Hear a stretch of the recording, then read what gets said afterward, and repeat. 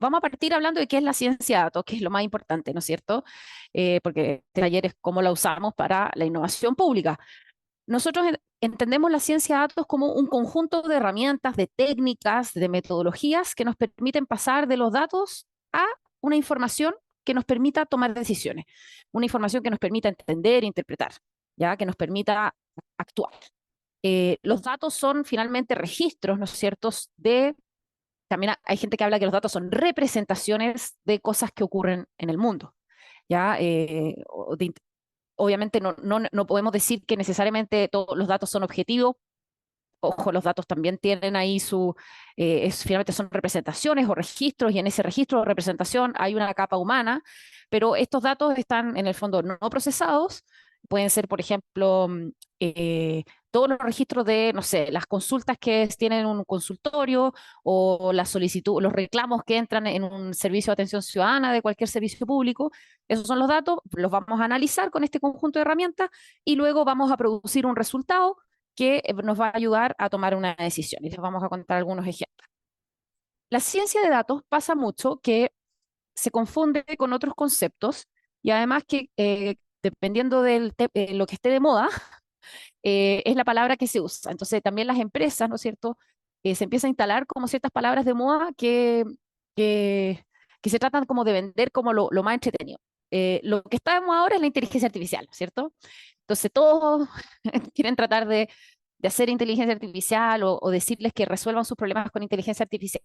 Nosotros recomendamos que finalmente va a ser alguna técnica la que lo va a ayudar a resolver el problema, pero no hay que enamorarse de la técnica, ¿ya? Y les voy a explicar un poquito la diferencia entre estos conceptos.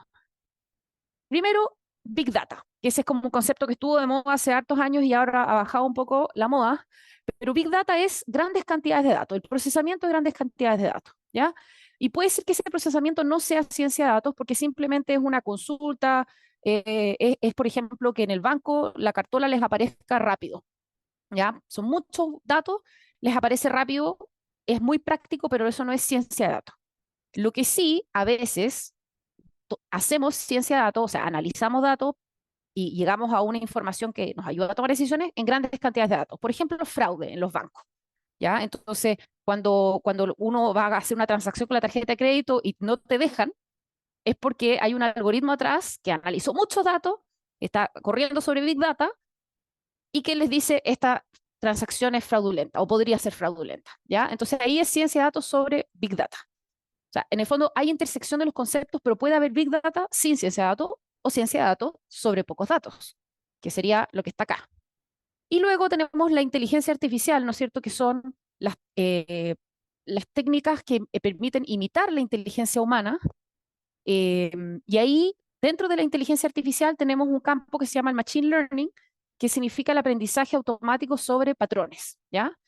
Entonces, podemos estar haciendo ciencia de datos bastante simple, que conocemos quizás como estadística, que no es inteligencia artificial, o podemos estar haciendo modelos predictivos con redes neuronales, que está adentro de esta cajita de Machine Learning. Y adentro de Machine Learning hay una subcajita que se llama Deep Learning, pero bueno. Si todos estos conceptos lo quieren conocer, tenemos aquí un glosario que ustedes pueden descargar.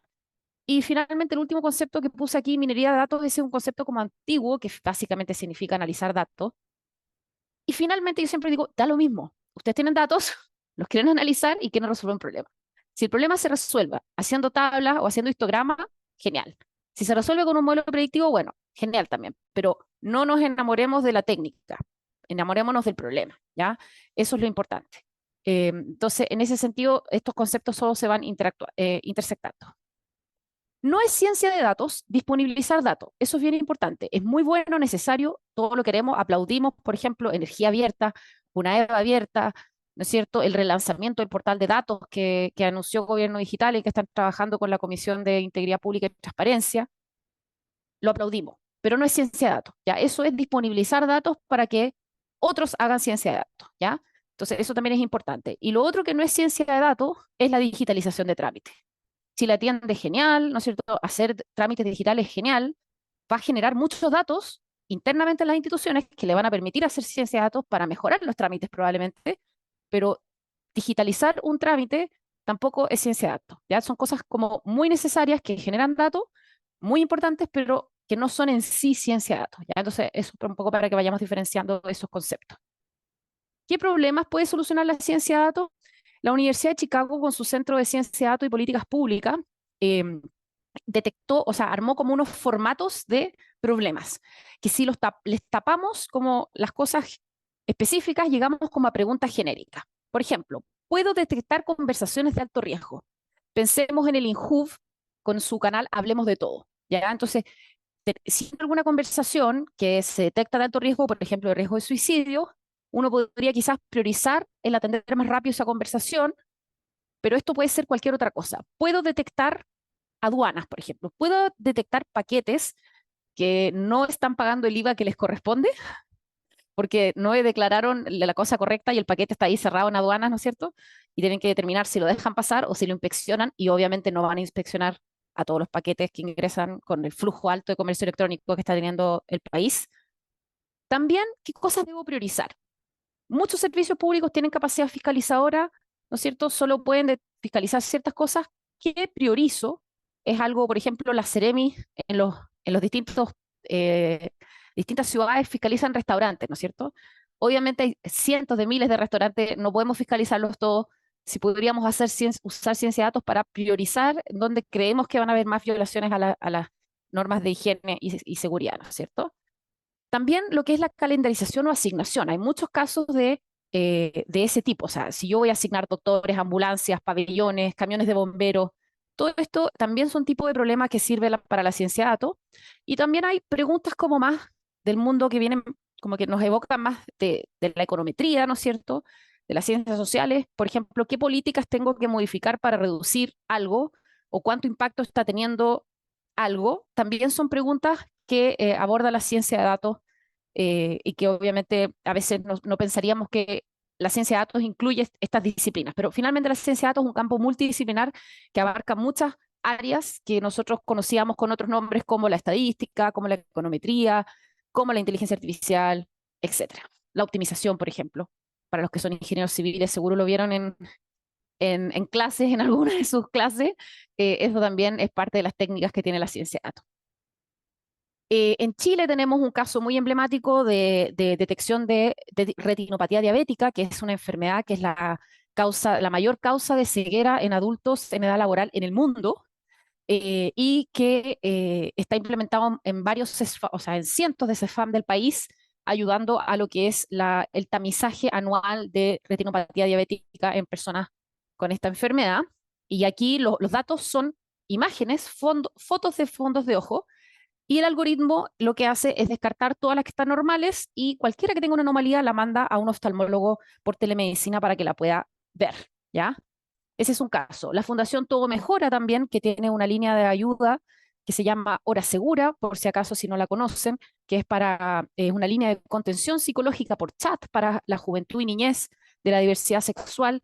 En esta línea de ayuda, ellos implementaron hace varios años, con apoyo de una empresa, un algoritmo de priorización de conversaciones riesgosas. Ya como el caso que les contaba al principio, ese caso, en el caso de Todo Mejora, fue algo que se hizo para poder atender más oportunamente a conversaciones con jóvenes con ideación suicida, que es el 50% de los casos que le llegan a esta plataforma habitualmente.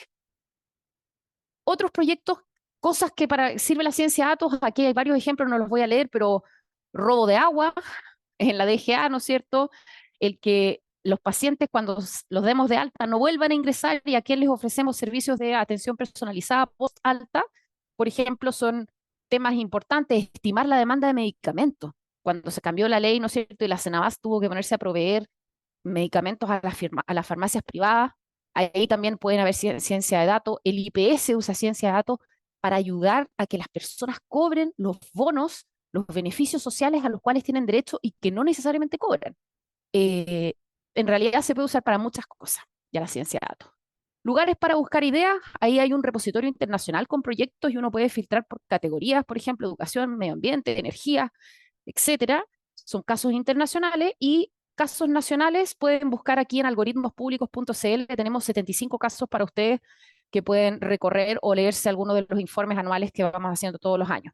¿Ya? Entonces, hay hartos lugares para encontrar ideas si es que ustedes tienen ganas de usar ciencia de datos en su servicio público.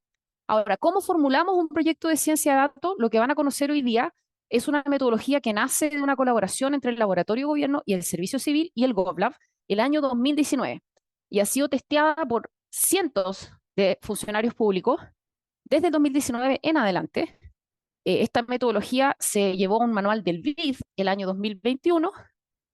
Es una metodología abierta en donde todo el material pedagógico está publicado. Ustedes pueden ir conociendo más esta metodología. Hay ejemplos de proyectos. Y la última iteración de esta metodología está, también tenemos un curso que enseñamos con esta metodología. Importante decirles que parte mañana, por si acaso mañana en la tarde, pero lo hacemos una vez al año, así que si les interesa siempre se pueden sumar. Es un curso de 24 horas en donde enseñamos a diseñar proyectos de ciencia de datos y les damos feedback, retroalimentación de sus propios proyectos.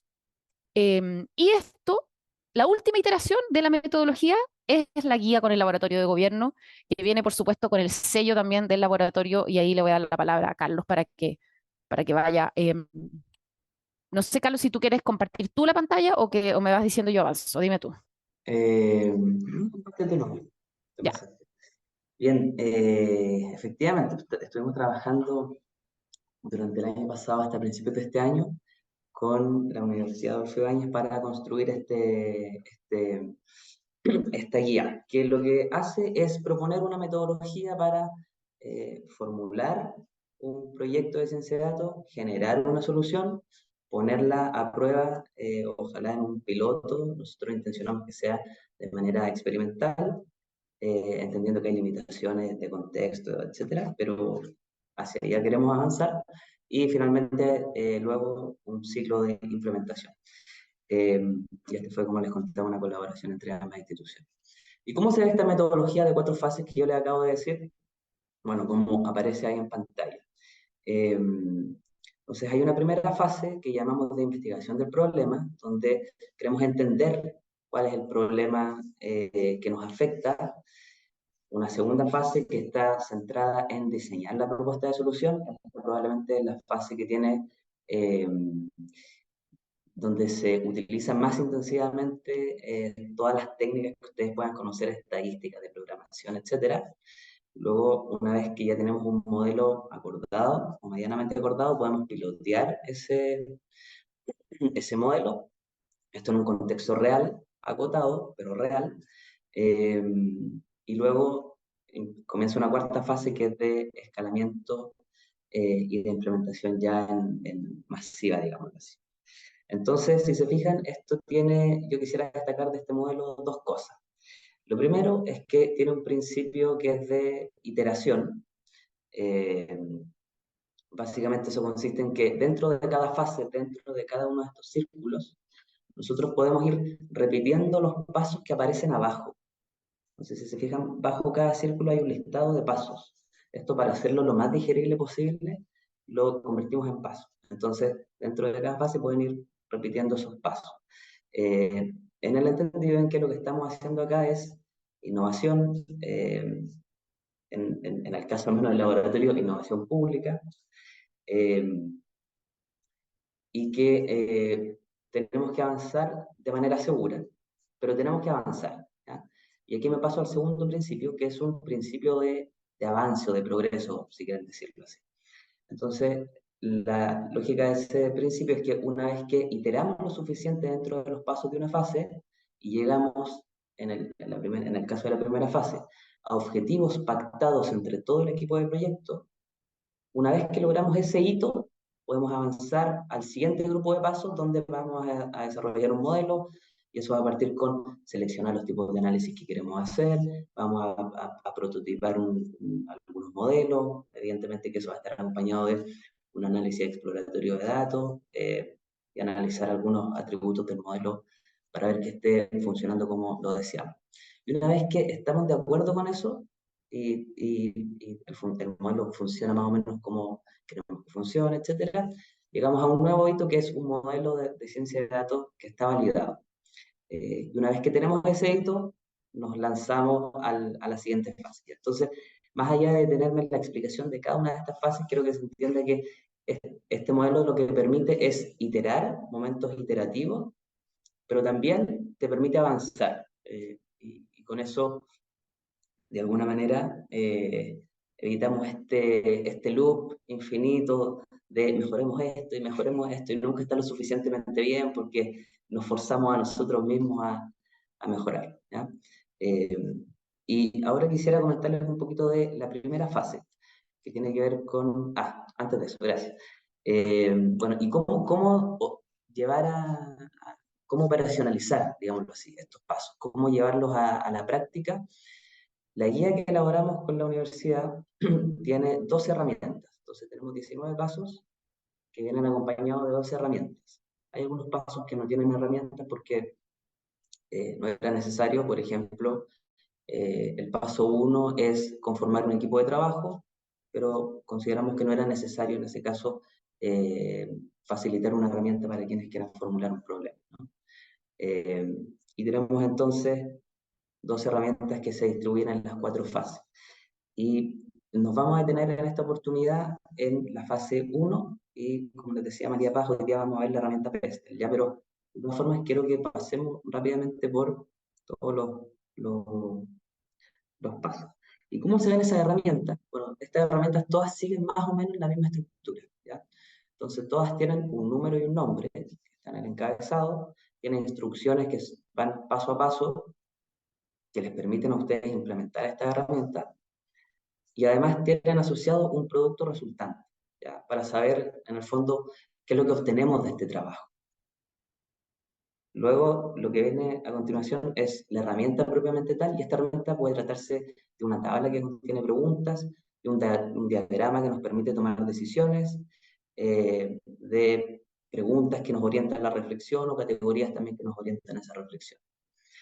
Y en el caso de la guía física, también viene acompañada con ejemplos que ustedes pueden revisar para ver cómo se ocupa, digamos, ¿ya? Un ejemplo práctico. Y Carlos, finalmente hay también, un... Dale. sí, y finalmente viene con una sugerencia para algunos casos. No todas tienen sugerencias, pero son más bien sugerencias prácticas de cómo llevar a cabo la actividad. María Paz. Y hay una pregunta en el chat respecto si esto es una reformulación del modelo CRISP. Sí, efectivamente, nosotros vimos varias metodologías de ciencia de datos tradicionales que del mundo de la empresa, ¿no es cierto? Una de ellas es el modelo CRISP. Pero aquí el esfuerzo que se hizo con el laboratorio fue de acercarnos, o sea, como de hacer una fusión entre la ciencia de datos como tradicional, hecha en la empresa, por decirlo así, y la innovación pública. Porque, ¿no es cierto?, el laboratorio tiene una trayectoria larga de enseñar innovación pública, que las soluciones de innovación no todas son de ciencia de datos, muchas no son, ¿no es cierto? Pero cuando es idóneo usar ciencia de datos para resolver un problema público y queremos además que se haga con metodología de innovación, es la propuesta, es como la fusión de ambas cosas. ¿Ya? Y yo sí quiero mencionar algo que es esta metodología que está acá. Entonces, rescatamos los principios de la innovación y los fusionamos con la ciencia de datos.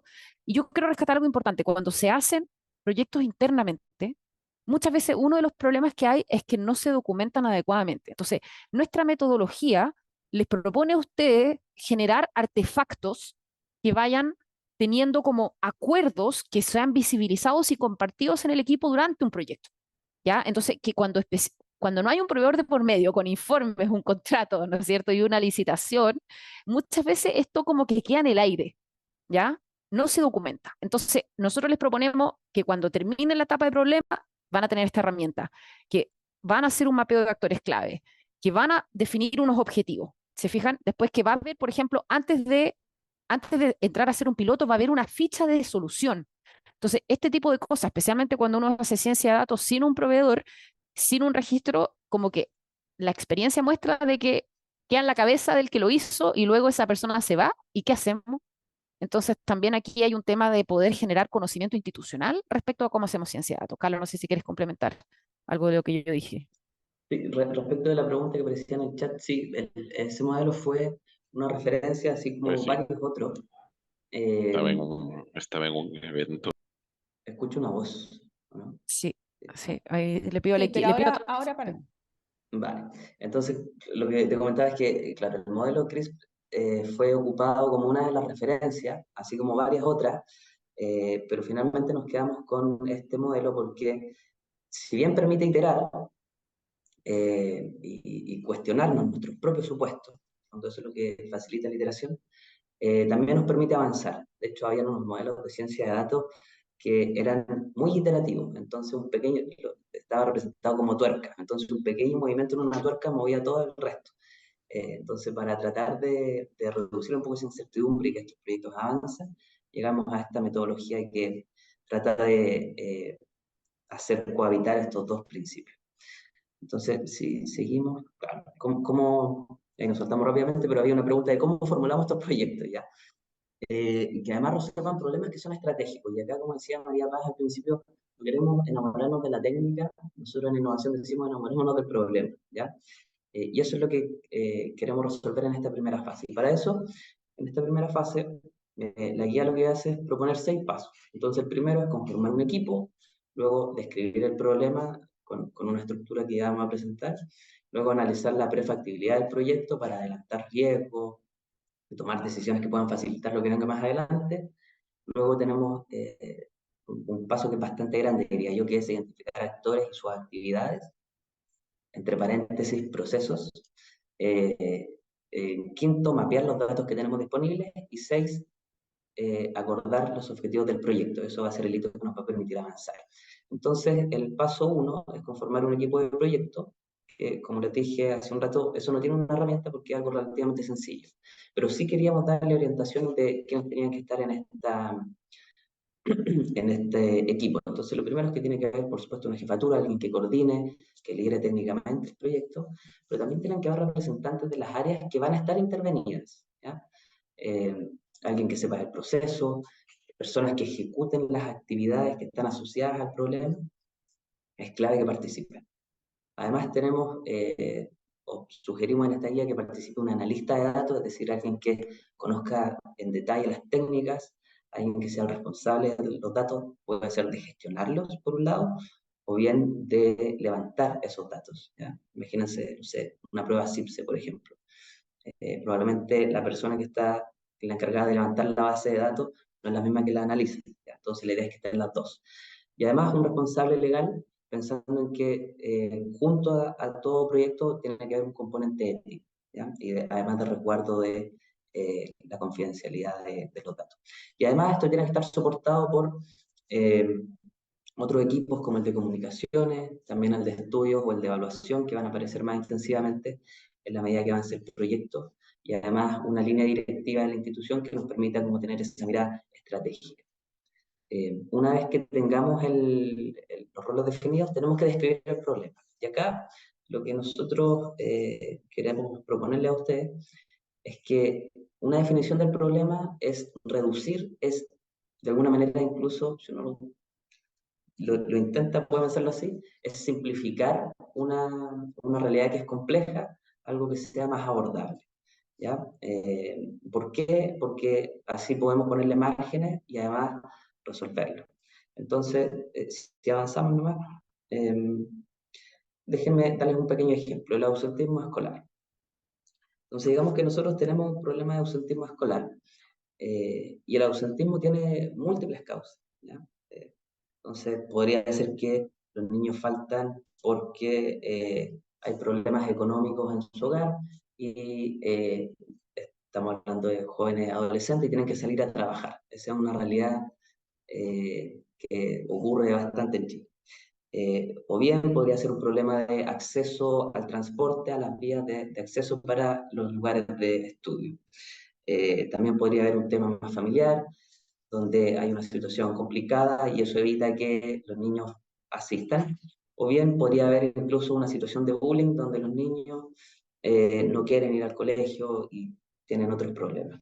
Entonces, es súper clave identificar estas causas porque aquí vamos a ver si es que la ciencia de datos nos va a permitir o no ofrecer una solución para más adelante. Entonces, por ejemplo, si fuese un problema de bullying, tal vez la solución no va por el lado de la ciencia de datos, sino que va más bien por un lado de intervenciones socioemocionales en los establecimientos educacionales.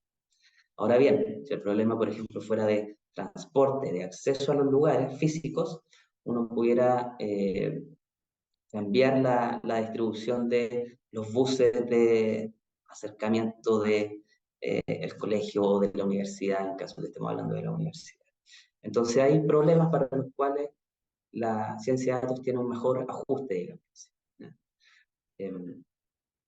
Y lo otro es que al momento de la definición del problema tenemos que cuantificar el problema. Esto es clave.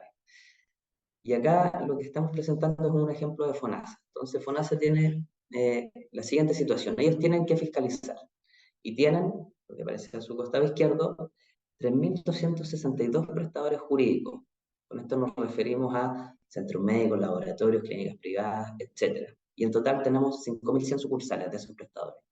Y por otro lado tenemos 17.000, casi 17.600 prestadores naturales, es decir, médicos generales o de cualquier especialidad, cirujanos dentistas, psicólogos, kinesiólogos, etc. Y FONASA tiene el desafío de fiscalizar muchos de esas prestaciones.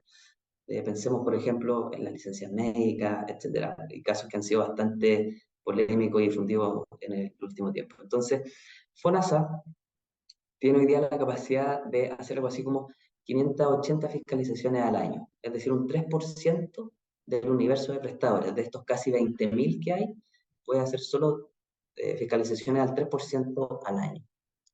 Y en ese contexto, la ciencia de datos lo que nos podría apoyar es a decir, bien, ¿a cuáles fiscalizamos? Y para eso se pueden elaborar modelos que sean indicadores de riesgo para ver cuáles prestadores se fiscalizan por sobre otros. Y si seguimos, claro, y luego algunos problemas, voy a pasar rápidamente por esto, algunos errores comunes en la definición de problemas, es que son muy generales, es que no tenemos el problema cuantificado, o bien no tenemos un diagnóstico claro de la brecha y de la situación actual. Voy a pasar rápidamente por eso porque más adelante hay otras cositas que ver. Luego el paso 3 tiene como objetivo analizar la prefactibilidad del proyecto. Hasta este minuto no tenemos un objetivo, pero sí tenemos un problema, un dolor.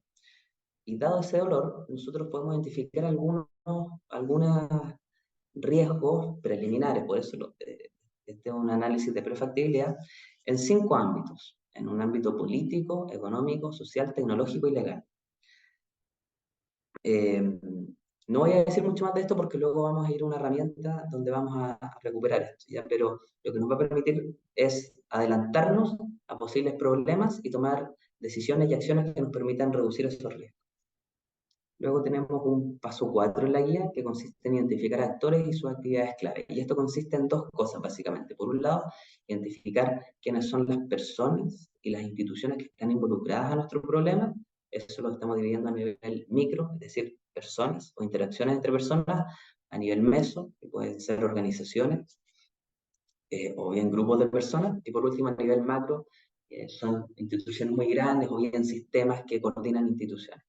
Y la idea es que podamos identificar quiénes son todos esos involucrados, además, en 3 sectores. Son involucrados que pueden ser de nivel público, pueden ser involucrados del sector privado, o bien de la sociedad civil y la academia. Entonces, una vez que tenemos todos esos actores, podemos pasar a identificar las actividades clave. Y aquí sí me quisiera detener un minuto, porque quisiera recordar también la convocatoria de la semana, que tiene como lema maximizando el valor de los datos. Y la maximización del valor de los datos viene justamente en esta zona, porque podemos hacerlos operativos a través de un proceso. Entonces, es clave identificar cuál es ese proceso para saber cómo este modelo de ciencia de datos lo va a intervenir para resolver el problema. Y ahí está la otra patita del maximizando el valor de los datos, que es resolver problemas reales de las personas y que sean centrales para ellos. Avancemos nomás en virtual. Bien. Luego tenemos un paso 5 que consiste en mapear datos, es decir, ya tenemos un equipo, tenemos un problema, tenemos actores y procesos involucrados y queremos saber cuáles son los datos que están disponibles y a los cuales podríamos echar mano en el caso de seguir más adelante con este proyecto y entender que va a ser una solución de ciencia de datos.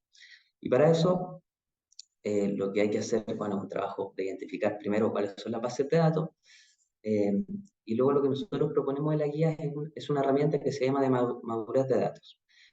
Lo que nos permite es evaluar la madurez de los datos en 3 categorías, en 10 áreas en total, y que nos van a permitir, por un lado, tomar decisiones que podrían ser, por ejemplo, digamos que tenemos, que nos falta un dato relevante, por ejemplo, los tiempos de espera, y no está en nuestra base de datos. Entonces, bueno, hay que levantar ese dato si es que queremos llegar a resolver el problema.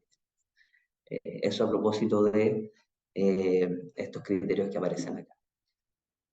Y si seguimos, muchas gracias. Para terminar, para no extenderme tanto, y por último, el paso 6, que este es un hito clave porque en esta lógica de iterar, podemos iterar varias veces, pero una vez que definamos los objetivos, vamos a lograr ese hito que nos va a permitir avanzar a la siguiente fase. Y para definir los objetivos, lo que nosotros proponemos es una herramienta o una metodología que es bastante tradicional, que tal vez muchos de ustedes la conocen, que es ocupar una definición de objetivos SMART, es decir, que sean específicos, medibles, alcanzables, realistas y que además tengan un marco de tiempo asociado. Y para eso también en la guía les entregamos una herramienta para facilitar la formulación de estos objetivos. Entonces, lo que está a la derecha es la herramienta, con cada uno de estos atributos aparece lo específico, lo medible, lo alcanzable, y lo realista y el marco temporal, con preguntas asociadas para que ustedes puedan responder, y luego van a aplicar, bien digo, la fórmula, digámoslo así, que está a la izquierda, que es ocupar un verbo, identificar la magnitud del cambio que queremos lograr, tener un indicador, es decir, qué es lo que queremos que cambie en un plazo definido, y si es que estamos todos de acuerdo con esto, mediante un modelo de ciencia de datos. Y abajo aparece un ejemplo que en este caso era potenciar en 20% el volumen de contribuyentes que usan canales remotos en el plazo de 1 año. Y ahora quisiéramos poner en práctica algunas de estas herramientas, y para eso le voy a pedir una ayudita a María Paz para que nos cuente en qué consiste este ejercicio. María Paz.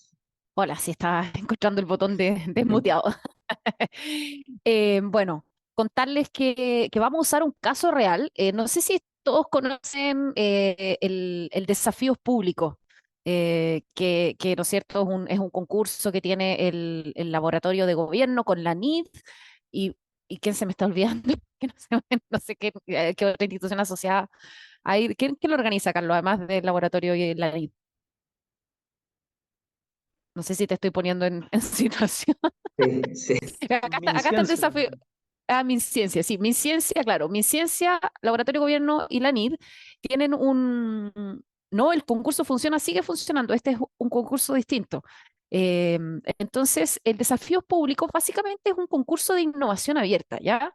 Eso es importante, es un concurso de innovación abierta y que muchas veces los desafíos que llegan son de datos, ¿ya? Entonces, el caso que vamos a usar hoy día es un caso de la suceso. Yo les acabo de mandar por el chat a todos un PDF con la herramienta 1 de nuestra ficha completada a partir de, ¿cómo se llama esto? De este caso público, ¿ya? Pero se los voy a explicar para que lo conozcan y obviamente lo van a poder leer después en el grupo, pero para que todos compartamos la misma información. ¿Ya? Esta es la herramienta 1 en donde toda la información que sacamos la sacamos de la página web y de los documentos públicos de desafíos públicos de la suceso de este año. ¿Ya? Entonces, ¿cuál es el problema? Este es un problema que quizás a ustedes les ha pasado, ojalá que no les haya pasado.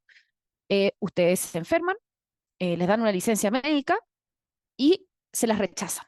¿Ya? El porcentaje de rechazo de licencia es aproximadamente un 10% en Chile, de todo el sistema. Acuérdense que puede ser rechazada por FONASA o por la ISAPRE. Dependiendo de qué previsión tienen, ustedes podrían reclamar.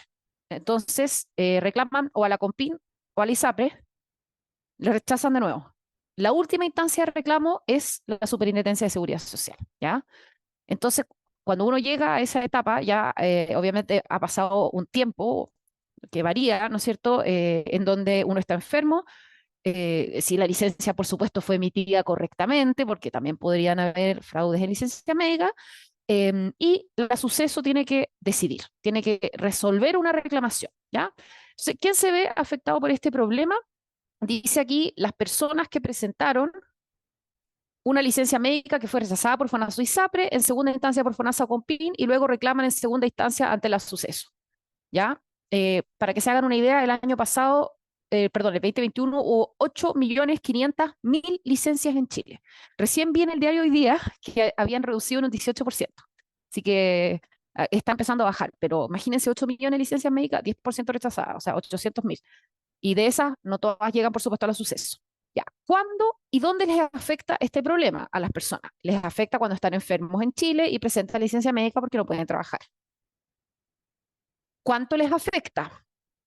Y acá empezamos a entender más el problema. Dice, el gran volumen de reclamaciones que debe atender manualmente el suceso significa que el proceso de resolución de una reclamación sea de un promedio de 45 días hábiles. ¿Ya? Imagínense. No, ¿cuánto es eso? Como 2 meses y una semana, ¿no? Más o menos hábiles, claro. Son como 9 semanas. Durante todo el tiempo que la licencia médica está rechazada, la persona no recibe el pago de su remuneración, que obviamente sirve para todo, pagar las cuentas, vivir, y además grupos incluso más complejos que quedan con situaciones como que les impiden, por ejemplo, tener pensiones de invalidez, ¿ya? El problema existe por una mezcla de causas. Por un lado, el volumen de aumento de la licencia médica dramático. Podríamos tener ahí un gráfico mostrando cómo han aumentado la licencia médica, especialmente por temas, ¿no es cierto?, durante el COVID fue muy alto. Y además porque el proceso es manual actualmente. Y la Suceso está tratando de abordar este problema ahora participando en el concurso de desafíos públicos. Y finalmente, acá proponemos una formulación de problema a partir de la forma en que lo hace la ficha. Los usuarios de un contexto evidencian ciertos indicadores por una hipótesis. Bueno, ahí lo van a ver en detalle. Dice, las personas con licencias médicas rechazadas que reclaman en última instancia ante el suceso sufren demoras en el pago de sus remuneraciones en un promedio de 45 días hábiles por el gran volumen de licencias médicas del sistema y porque las reclamaciones se revisan de manera manual. ¿Ya? Ese es como tratando de resumir lo más precisamente el problema, ¿ya? Obviamente que esto lo hicimos con información pública. Si fuéramos funcionarios de la Suceso, quizás le haríamos correcciones. Obviamente ustedes como funcionarios de su propio servicio público van a poder, cuando formulen su propio problema, hacerlo, ¿no es cierto?, con todas las precisiones. Esto lo hicimos como externo a partir de información pública, pero igual había bastante información, así que felicitar a la Suceso en el sentido que uno puede aproximarse al problema desde afuera con la información que ellos publicaron, aunque no estuviera en este formato que nosotros proponemos. ¿Ya? Entonces, lo que vamos a hacer ahora es que, no sé si están, voy a compartir de nuevo para ver si están viendo mi pantalla. Ahí está, pantalla 2. Ya. Las instrucciones son las siguientes.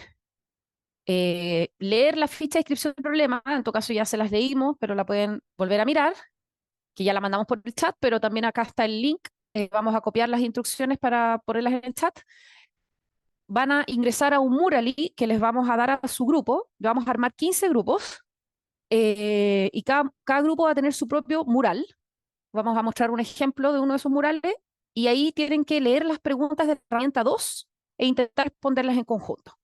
¿Cuál es la herramienta 2? La herramienta 2 es la herramienta de factibilidad económica, perdón, política económica, ¿cómo le Pestel? ¿Pestel?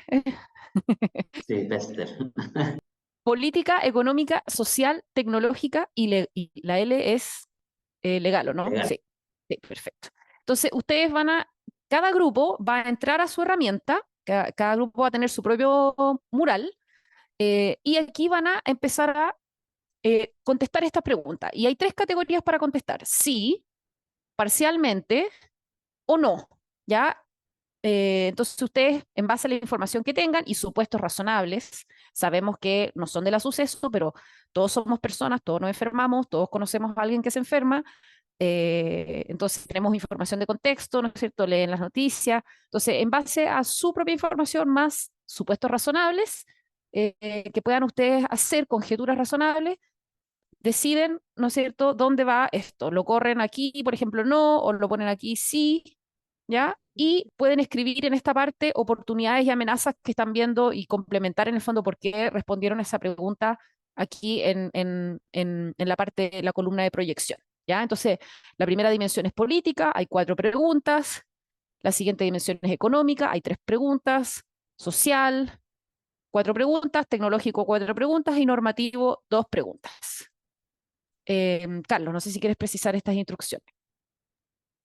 Y Súper. necesitamos que asignen un moderador primero para que se preocupe de monitorear los tiempos. Súper. Sí, yo solo agregaría que aquí en la herramienta que está proyectada están todos los post-it que ustedes pueden mover, por cierto, en la columna sí, porque teníamos que dejarlo en algún lugar, ¿ya? Pero los pueden mover libremente en función de la conversación que ustedes vayan teniendo. Si es que alguna de las preguntas que está ahí es respondida con un parcialmente o con un no, lo que queremos hacer es que, o lo que queremos que hagan es que en los post-it grandes amarillos, que están bajo la columna que dice proyección, ustedes puedan describir las razones de eso, ¿ya? Voy a dar un ejemplo muy breve.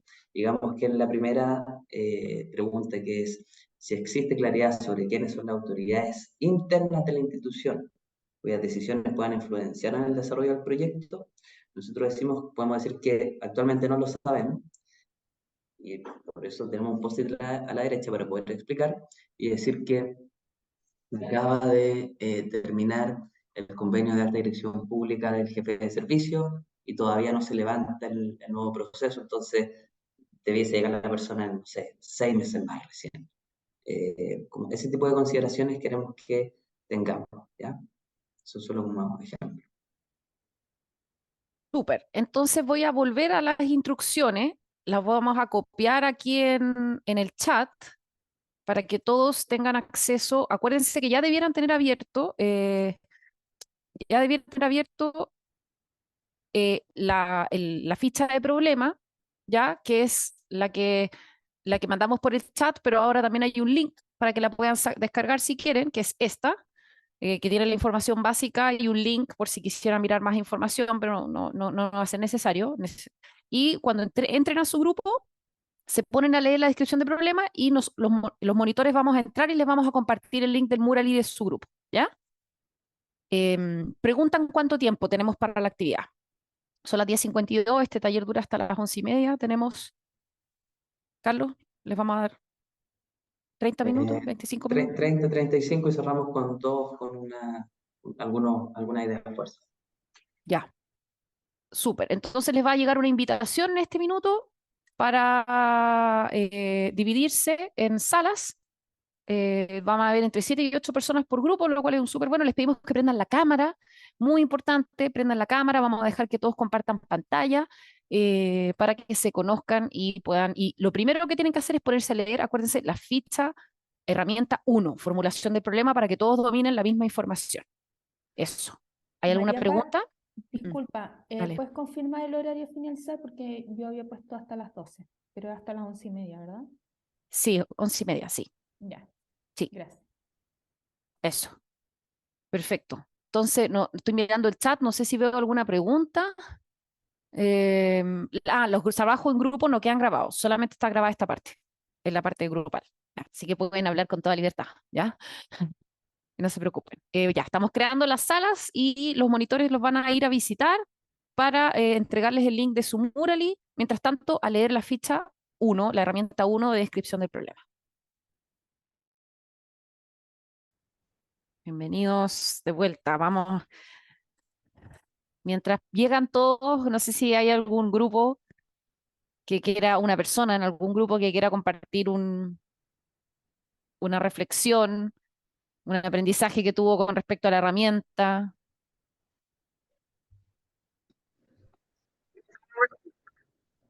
Constanza quería decir algo, parece, ¿no? Ah, no. ¿No? Ya que se desmutió tu micrófono. De que estaba en la sala. Sí, no, está bien, no hay problema. Tenemos, los que hacemos clases online estamos programados para que si alguien desmutea el micrófono, dale la palabra. Eh, bueno, veo que volvieron todos, me imagino algunos grupos estaban más avanzados, pero obviamente que en la vida real uno completa esta herramienta en más tiempo, y obviamente uno es de la misma institución, así que domina una cantidad de información contextual muy importante. pero el objetivo era que ustedes se empaparan de la herramienta para que luego, pensando en algún problema que ustedes quieran usar con ciencia de datos, la puedan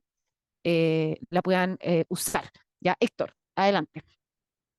Sí, una de las reflexiones es que cuando uno escribe en esto, de hecho hay un sesgo. Entonces, depende de quién esté escribiendo y, y cómo la herramienta se puede, de alguna manera, puede ayudar después para quien la reciba, también tiene un sesgo. Entonces, ¿cómo se puede hacer ahí? Porque, por ejemplo, contexto del problema puede ser que quien le está leyendo esté en otra dimensión o tenga otra mirada de todas las postulaciones, o de todas las cosas. Entonces yo, no, esto no lo veo que sea tan, el contexto no es el que me están planteando. Entonces se rechaza la postulación porque ese no es el contexto que se está planteando. O el indicador no corresponde. O sea, en el fondo a lo que voy es cómo se puede de alguna manera lograr que haya un cierto equilibrio o no haya arbitrariedad con respecto a lo que se está planteando. No sé si me explico, porque siempre hay un poco de engaño. Mira, esta herramienta está pensada para usarse en este equipo, en el equipo de proyecto que les compartíamos, ¿no es cierto? Están todos estos roles. O sea, piensen que va a estar, por ejemplo, estaría el jefe del área de reclamaciones de licencias de la Superintendencia de Seguridad Social, estaría el área de datos, quizás la Suceso tiene un área de modernización, por ejemplo. Entonces estarían todas esas personas juntas, en el fondo, levantando información para tratar de tener un panorama, en este caso, del riesgo. O sea, más que el riesgo, perdón, de la prefactibilidad, que obviamente involucra el riesgo. ¿Por qué usar esta herramienta? Porque quizás la Suceso tiene 7 problemas súper poderosos con valor público, me refiero, que tienen mucho valor público resolver, y va a poder hacer uno o dos. Entonces, cuando uno tiene que escoger entre problemas, es muy útil ver la prefactibilidad. O por otro lado, cuando uno ya realmente quiere hacer un problema, es muy útil tener una mirada de dónde están sus lugares como sensibles. Entonces, y como los recursos de ustedes son escasos y las necesidades son infinitas, es importante, ojalá no meterse en proyectos que van a ser realmente inviables, ¿no es cierto? Pero finalmente usted es un acuerdo de un grupo humano. Y ahí hay un jefe de proyecto que finalmente, si hay mucho desacuerdo entre las personas, el jefe de proyecto tiene un rol, ¿no es cierto? De ir como cortando. Pero esto finalmente es una conversación para levantar distintos aspectos que hay que considerar. Por ejemplo, en temas de datos, si no tenemos todos los datos y tenemos que hacer acuerdos con otras instituciones, ese tema hay que levantarlo ipso facto porque los convenios de datos entre instituciones se demoran de 6 meses a un año en tramitarse. Entonces, van a haber distintas misiones, pero son todos compañeros de trabajo finalmente, y hay un rol que es un jefe de proyecto que lidera. No sé, Carlos, si tenías alguna apreciación al respecto, vamos a la siguiente persona que levantó la mano. Vamos nomás a la siguiente. Ya, Jocelyn. María Paz, no, mira, solo, bueno, primero la cámara, perdón, pero tengo dificultades técnicas ya, pero para complementar, creo que me quedé con algo de la presentación, no recuerdo quién lo dijo, pero el tema del conocimiento institucional. Creo que para la toma de decisiones y para evitar los sesgos, necesitamos contener y disponer de la mayor cantidad de información documentada posible. Entonces, a nosotros lo que nos pasó cuando realizamos el trabajo es que podemos inferir varias respuestas, pero en realidad si tuviésemos la información descrita en cada uno eh, de lo que se está evaluando, sería mucho más fácil la toma de decisiones. Así es. Y yo creo que ahí remarca también el tema que no podemos hacer un proyecto de ciencia datos entre 4 paredes de una división. Tenemos que tener personas de distintas áreas de la institución, porque si no nos va a faltar información para poder realmente hacer una toma de decisiones adecuada. Y la gente de estudio no maneja la misma información que el área de, no sé, de atención ciudadana o que el área legal o que el asesor del director que nos está apoyando en sacar adelante este proyecto porque es no sé, pues nuestro champion, no sé cómo se dice, pero el que está impulsándolo a nivel de los directivos. Entonces, de verdad que en ese sentido se requiere información de varias personas. Bueno, Carlos, no sé si no hay nadie más levantando la mano en este minuto. No sé si ya damos un mensaje de cierre porque estamos 2 minutos pasados. Sí, yo creo que cerremos para no abusar del tiempo de quienes están acá. Y yo quería solo remarcar dos cositas. La primera es, ya se dijo, pero la importancia de que participen equipos diversos. Y a propósito de la primera pregunta de Héctor, entre los objetivos y los subjetivos, a mí me gusta harto la metodología y yo diría que desde ese punto de vista lo más cercano a un hecho objetivo, por decirlo así, es que muchas personas estén de acuerdo respecto de algo. En el fondo es como un acuerdo intersubjetivo, eso es lo más cerca que podemos estar. Y lo que proponemos en esta guía, a lo largo de esta guía, es justamente eso, ¿no? Tratar de involucrar a todas las personas necesarias para que tratemos de lograr esos acuerdos y ojalá que involucren a todas las instituciones. Y no, me quedo con ese mensaje nomás en virtud de la... Y gracias a todos por participar tan activamente. Sí, muchas gracias. Vamos a seguir haciendo talleres Gracias. para esta guía. Y bueno, les agradezco. Este es el último evento abierto de la Semana de la Transformación Digital. Mañana tenemos un evento solo para coordinadores de transformación digital del gobierno central, sí, pero las inscripciones cerraban a las 12 del día y era con invitación únicamente a coordinadores y coordinadoras de estos organismos públicos. Pero como siempre tenemos más eventos a futuro. El 26 de septiembre tenemos un evento sobre la ley de transformación digital, así que también lo pueden mirar en la página del GovLab o ahí, que ese es el próximo evento ya que tenemos abierto sobre la implementación de la ley de transformación digital. Así que siempre bienvenidos. Em, por ahí veo algunas preguntas. Enviar certificados de participación. Solamente si ustedes lo requieren, lo enviamos. No es algo que hacemos estandarizadamente, pero lo pueden solicitar al correo govlab@uai.cl. Y no sé si hay alguna otra pregunta. Les vamos a mandar a todos, obviamente, la presentación. Em, Benjamín, te parece que tiene la mano levantada. Se pueden ya ir retirando, pero vamos a contestar la pregunta. Sí, gracias. Y eso quería consultar por los links que mostraron en la presentación para encontrar ejemplos de soluciones digitales que presentaron. Me interesa mucho poder echarle un ojo a esa información y también consultar el motivo por el cual dentro del análisis PESTEL se excluye lo ecológico o lo ambiental como un espacio de análisis importante en el contexto en el que estamos. También, por ejemplo, aplicado en el caso, la digitalización ayuda a reducir mucha burocracia documental, pero de igual forma el costo que tiene para la institucionalidad, por ejemplo, el enfriamiento de las bases de datos o mantenerlas operativas 24/7 en cuanto a uso económico, como al menos vincularlo en algún lugar, eso como sugerencia, o también consultar por medio de la metodología que incluye ese aspecto que me parece fundamental. Eso, muchas gracias por la oportunidad. Gracias, Benjamín. Abierto ruido fondo, pero logré entender el tema importante que era lo del tema ambiental. Efectivamente, lo que tú levantas es un tema que afecta a algunos proyectos de ciencia de datos, los que son más intensivos en consumo energético, que son pocos en realidad. Son bien pocos en este momento en la administración pública. Al menos los proyectos que estamos conociendo son siempre bastante marginales en consumo de energía.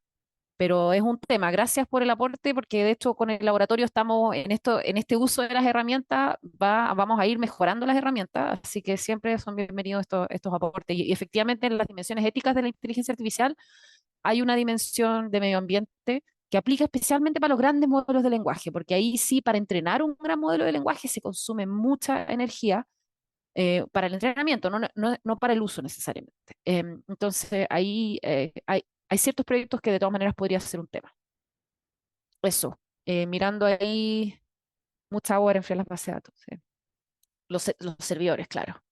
Eso, que les vaya muy bien. Estoy mirando las preguntas, si alguien tiene algo pendiente. Seguimos aquí por 5 minutos más para mirar las preguntas del chat. Espero que les vaya súper, muchas gracias. Es un gusto verlos y verlas.